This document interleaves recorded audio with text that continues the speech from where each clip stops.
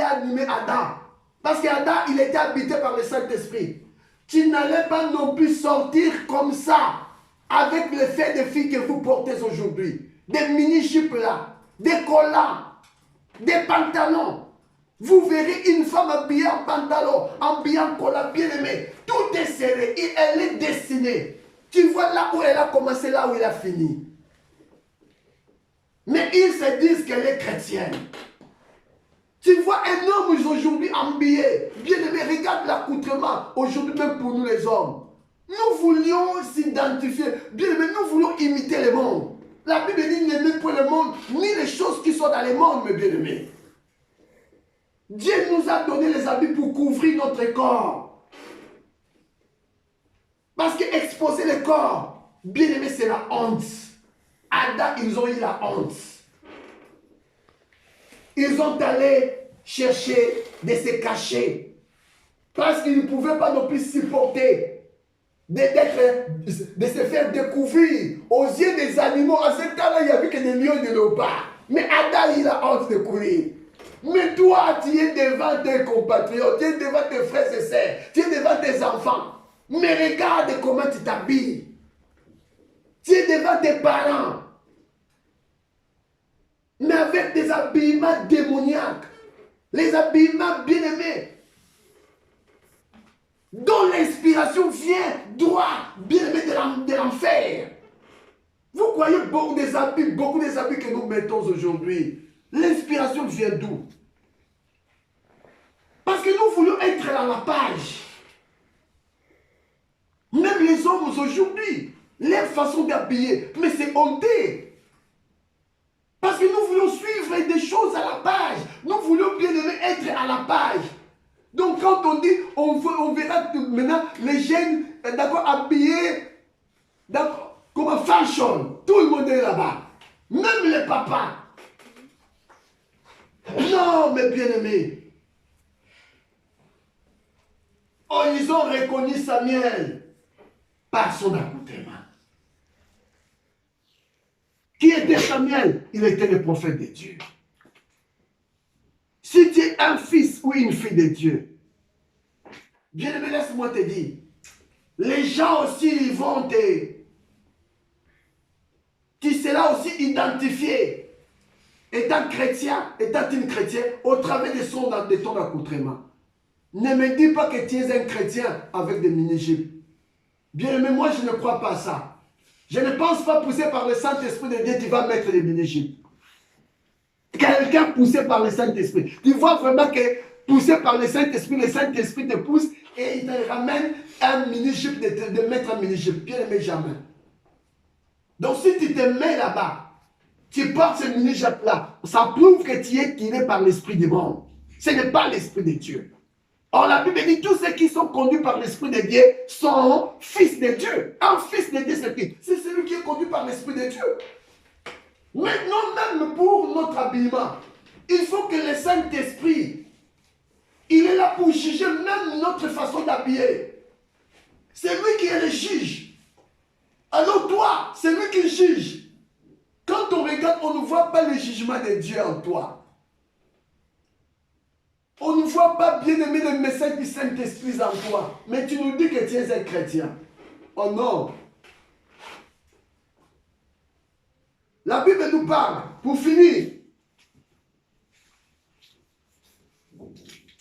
1 Samuel chapitre 15, le verset 27.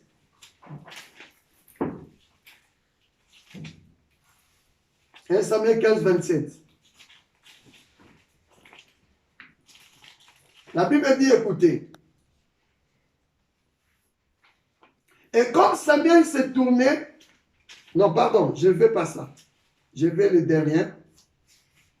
1 Samuel, 2 Samuel chapitre 13, verset 18. 2 Samuel, parce que je vais sauter. Parce que nous sommes presque au temps. 2 Samuel, chapitre 13, verset 18. 2 Samuel, chapitre 13, verset 18. Je lis au nom du Seigneur Jésus-Christ. Et Elle avait une tunique de plusieurs couleurs, car c'était le vêtement que portaient les filles du roi. Aussi longtemps qu'elle était vierge, le serviteur Amnon la mit dehors et ferma la porte après elle. Tamar répandit de la cendre sur sa tête et déchira sa tunique. Bigarrée, elle mit la main sur sa tête et s'en alla en poussant des cris. Parole du Seigneur. Amen. Ici, on nous parlait, d'accord, les habits des filles des rois. Donc, au temps de David, les filles des rois, quand quand la fille est encore vierge, bien aimée, elles avaient des habits, d'accord, de plusieurs couleurs. Donc, quand tu vois dans la famille royale, d'accord, une fille habillée des habits de plusieurs couleurs, sache-le que la fille là est vierge. Parce que c'était en fait comme un symbole de la virginité, habillée, d'accord, de la tunique de plusieurs couleurs. Alors, c'est un symbole aussi de l'arc-en-ciel. Hein? Quand on voit l'arc-en-ciel apparaître, tu vois l'arc-en-ciel à plusieurs couleurs. Or, l'arc-en-ciel, c'était quoi? C'était un signe d'alliance que Dieu a signé avec l'humanité tout entière au temps de Noé. Il avait donné un signe. C'était l'arc-en-ciel. Voilà l'alliance que Dieu a signée avec l'humanité tout entière, qu'il ne devait pas, qu'il n'allait pas non plus tuer encore l'humanité par les eaux du déluge. Il a dit, d'accord, voilà le signe, c'était l'arc-en-ciel. Et ici, les filles des rois, quand elles sont encore vierges, elles devaient porter des tuniques à plusieurs couleurs. Mais si elles ne sont plus vierges, donc elles ne portent plus ces tuniques-là. Donc ça veut dire chaque fille des rois, elle était aussi, donc c'est chaque vierge, la vierge du roi, toutes les vierges du roi, elles avaient d'accord des habits qui l'identifiaient. Donc ils étaient aussi identifiés par leur accoutrement. Aujourd'hui, nous aussi dans le Seigneur, nous sommes des vierges du Christ bien-aimés.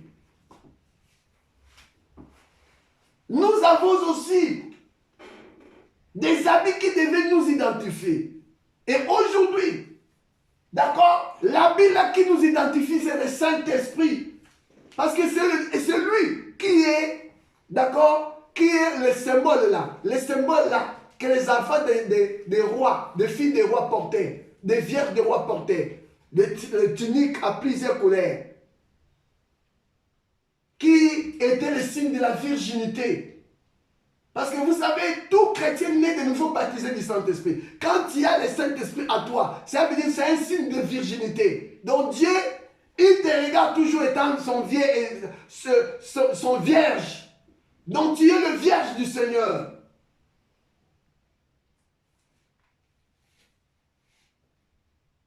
Et nous aussi, mes bien-aimés, étant les vierges du Seigneur, parce que nous avons le Saint-Esprit en nous, nous devons garder notre virginité. Parce que c'est par le Saint-Esprit que nous sommes identifiés. Et quand le Saint-Esprit vient, il change tout. C'est ainsi la Bible dit, toutes choses sont devenues nouvelles en Christ. Si quelqu'un est en Christ, il est une nouvelle créature. Des choses anciennes sont passées. En Christ Jésus, des choses anciennes passent.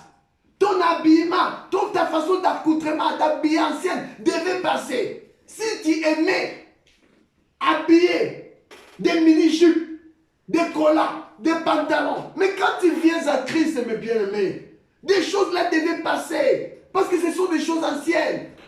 Si tu aimais de boire quand même un peu de vin, d'accord, pour réjouir ton cœur, mais quand tu viens au Seigneur, il faut que ces choses-là passent. Quand tu viens au Seigneur, mes bien-aimés, si tu aimais bagarrer, tu aimais, d'accord, discuter avec les gens, quand tu viens, il faut que ces choses-là passent. On ne peut pas non plus venir en Christ et garder toutes ces choses-là. Non, mes bien-aimés. Parce qu'on devait être s'identifier. L'identification. Mais comment quelqu'un peut s'identifier s'il n'a pas l'esprit de Christ en lui? On ne trouvera jamais les œuvres de Christ. On ne trouvera jamais Christ en toi. Quand Jésus-Christ est venu dans le monde, il a dit, je suis venu accomplir la loi, les prophètes et tout ce qui était écrit pour moi dans les psaumes. Donc c'était l'accomplissement de la loi, les prophètes et les psaumes. Donc tout ce qui était écrit. De même, bien-aimé, le même esprit là du Christ, quand il vient habiter à toi, il fera en sorte, bien-aimé, que tu marches de la même manière que Jésus-Christ a marché. Parce que la Bible dit, tel père, tel fils. On devait être comme lui. Nous devons l'être comme lui. Comment veux-tu être différent de Christ si tu es de Christ? On ne peut pas être différent de lui. Comment tu diras que tu es en Christ Jésus? Mais quand on regarde ta vie bien-aimée, on voit vraiment une opposition totale. Donc tu vis dans une vie opposée de Christ. Donc on comprend, mes bien-aimés, tous ces gens-là qui se disent chrétiens, qui te disent chrétiens, mais qui sont encore livrés dans leur convoitise. L'orgueil de la vie. Tu veux que moi aussi, je vais être comme les autres. Bien-aimés, nous ne sommes pas comme les autres. Nous sommes comme Christ, mes bien-aimés. C'est à lui que tu t'identifies. Nous nous identifions en Christ, mais pas au monde, mes bien-aimés. Le monde, c'est notre ennemi. Comment veux-tu s'identifier au monde, toi qui es en Jésus-Christ? Comment veux-tu être semblable au monde, toi qui se dis chrétien? Mais bien-aimé, celui qui est chrétien, il est mort. Mort au péché. Donc mort pour le monde. Donc crucifié pour le monde. Le monde a été crucifié pour toi. Toi pour le monde pour toi. Donc vous êtes d'accord, les deux ennemis jurés. Votre chemin ne pourra pas non plus se croiser. C'est pour cela Paul dira, Jean dira une chose. Il a dit une chose que j'aime beaucoup.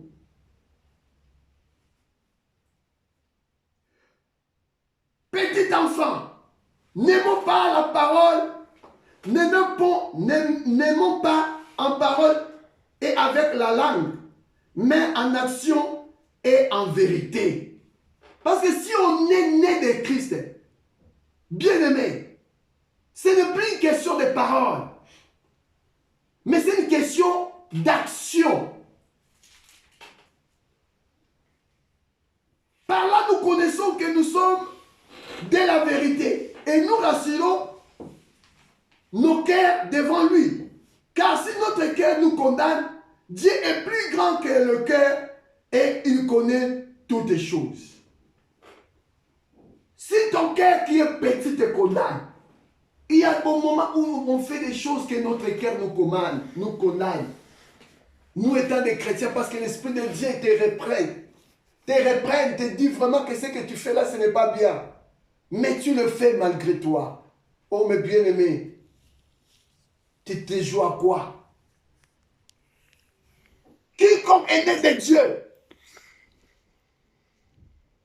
ne pratique pas le péché. Celui qui est né de Dieu, donc celui qui est devenu une nouvelle créature, il ne pratique pas le péché. Le péché ne peut plus vivre en lui. Qu'est-ce que nous appelons le péché? Le péché, c'est la transgression de la loi. Quand tu transgresses ce que Dieu a dit, tu pêches contre Dieu. Comment veux-tu identifier à lui? Si tu n'as pas la même vie avec lui. Or, la Bible dit, si nous sommes devenus une même plante à la conformité à sa mort, nous les serons aussi à la conformité de sa résurrection. Jésus-Christ nous appelle à la mort à la croix, là où on devait crucifier le monde. Là où le monde est crucifié pour nous, et nous pour le monde.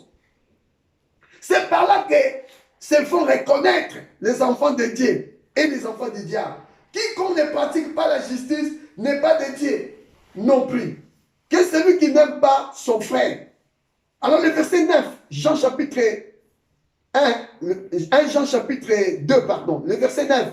Quiconque est né de Dieu ne pratique pas le péché, parce que la sémence de Dieu demeure en lui. Bien-aimé, identifiez en Christ. Cela inscrit la vie du péché en nous.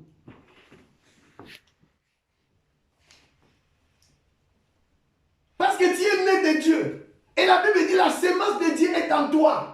Quand nous parlons de la sémence de Dieu, cette sémence c'est quoi? C'est le Saint-Esprit de Dieu. Que Dieu met en nous comme sémence. Et le Saint-Esprit maintenant a besoin que tu le nourris. Vous comprenez? Et la nourriture que mange le Saint-Esprit, c'est la parole de Dieu. Donc ça veut dire quoi? Identifier en Christ. Bien aimé, cela nous appelle à la vie de la parole. De régner tout ce qui est monde. De s'abstenir du monde. De s'abstenir des choses du monde, mes bien-aimés. Dieu nous appelle à s'identifier en lui. Aujourd'hui, c'est un grand jour, mes bien-aimés. Je veux que chacun de nous de prendre conscience, de regarder sa vie. Toi qui se dis chrétien, aujourd'hui, quand les gens te regardent, est-ce qu'ils vont vraiment te reconnaître? Ils vont vraiment voir Jésus-Christ en toi. Est-ce que quand ils te voient, ils regardent ta façon de s'habiller? Est-ce qu'ils verront Christ? Quand ils regardent ta façon de parler, est-ce qu'ils verront Christ? Quand ils verront ta façon, d'accord, d'agir, est-ce qu'ils trouveront Christ en toi? Parce que Paul, il a dit, lorsqu'il prie à celui qui m'a mis à perdre les seins de ma mère, qui m'a appelé par sa grâce, nous avons eu un appel par la grâce, parce que nous ne l'avons pas mérité. Dieu a eu pitié de nous, il nous a appelés, pour révéler en nous son Fils. Afin que nous l'annoncions parmi les païens. Donc, annoncer le Christ aux gens du monde. Donc, de devenir un modèle pour les gens du monde. De devenir une lampe pour les gens du monde. De devenir une maison construite sur la montagne pour les gens du monde. De devenir un modèle pour les gens du monde, mes bien-aimés. Quand les gens regardent ta vie, ils regardent ta façon de parler, ils voient Christ. Quand ils regardent ta façon d'habiller, ils voient Christ. Quand ils voient ta façon de se comporter, ils voient Christ.